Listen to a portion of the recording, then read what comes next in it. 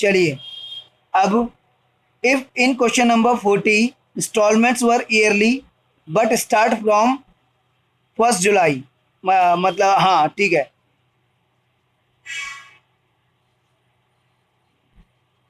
If in question number 40 installments were yearly but question starts from 1 July 17, yearly installment होती लेकिन question जुलाई 17 से start होता तो तब क्या करते? तो देखिए, तो फर्स्ट इंस्टॉलमेंट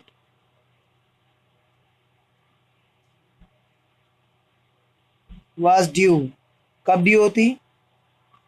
30th जून 18, क्योंकि ईयरली इंस्टॉलमेंट तो यहाँ से यहाँ तक 1 ईयर होता, 30th जून 18 को एक साल ख़त्म होता, बट ईयर एंड तो मार्च में होता है,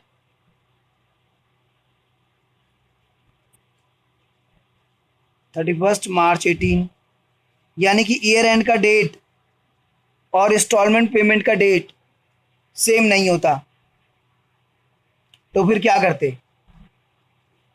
जो इंस्टॉलमेंट हमने पे करनी है उस इंस्टॉलमेंट के 9 मंथ यानी कि जुलाई से लेकर 31 मार्च तक तो फर्स्ट ईयर में पढ़ते, ठीक है, months in first year 1 July 17 to 31 March 18, ये मंथ पढ़ते फर्स्ट ईयर में, और मंथ्स इन सेकेंड ईयर में पढ़ते हमारे 1 अप्रैल 18 से 30 जून 18 तक के, ठीक है ना।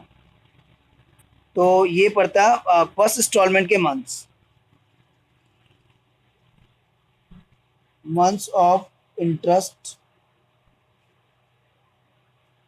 ऑफ फर्स्ट इंस्टॉलमेंट, तो फर्स्ट इंस्टॉलमेंट के ये इंटरेस्ट के मंथ पड़ते हैं। तो मैं कैलकुलेट करके दिखाता हूँ आपको interest.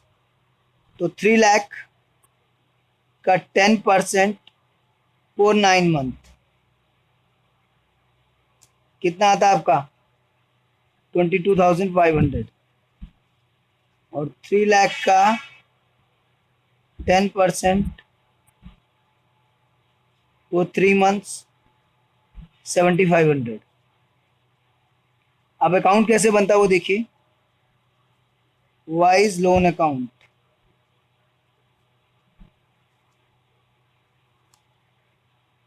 First April 17, sorry April नहीं, 30 जून, 1 जुलाई 17 से स्टार्ट हुआ था, तो 1 जुलाई 17, 1 जुलाई 17 ये आ गया आपका वाइज कैपिटल अकाउंट।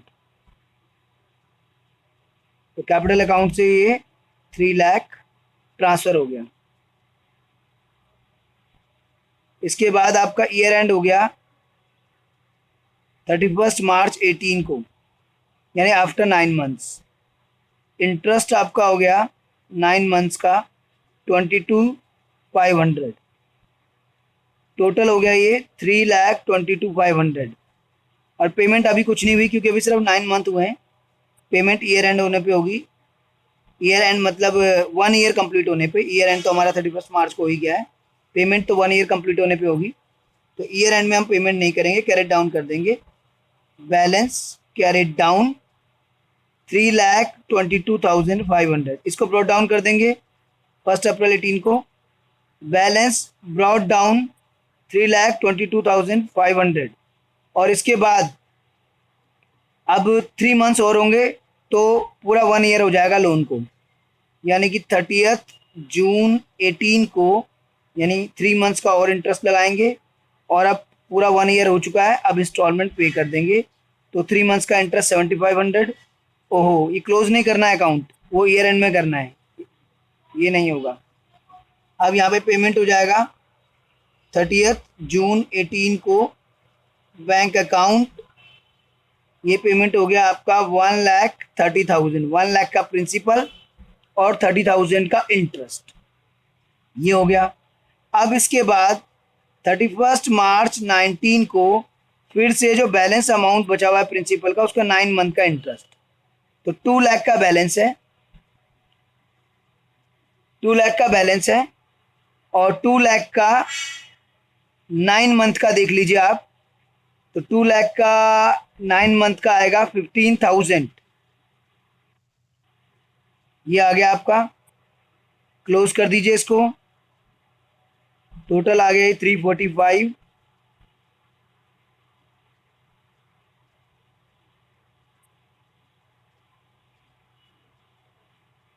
ठीक है भाई, और 130 चला गया इसमें से, तो ये आ गया आपका 215 बैलेंस कैरी डाउन 31 मार्च 19 को। फिर 1 अप्रैल 19 को इसको बैलेंस ब्रॉट डाउन कीजिए 2,15,000 का। फिर 3 मंथ का इंटरेस्ट और लगाइए 30 जून 19 को। 3 मंथ्स का इंटरेस्ट आएगा 2 लाख का 10% फॉर 3 मंथ्स 5,000। और फिर यहाँ पर 30 जून 19 को पेमेंट कीजिए 1,20,000 की, 1 लाख प्रिंसिपल और 20,000 इंटरेस्ट।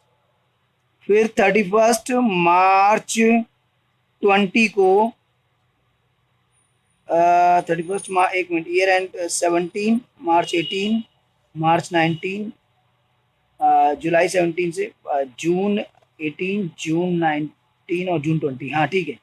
31 मार्च 20 को फिर से आप इंटरेस्ट लगाएंगे 1 लाख का जो बैलेंस है उस पर 10% एंड फॉर 9 मंथ, तो ये आएगा 7,500। ठीक है, टोटल कर लीजिए अब आप इसको।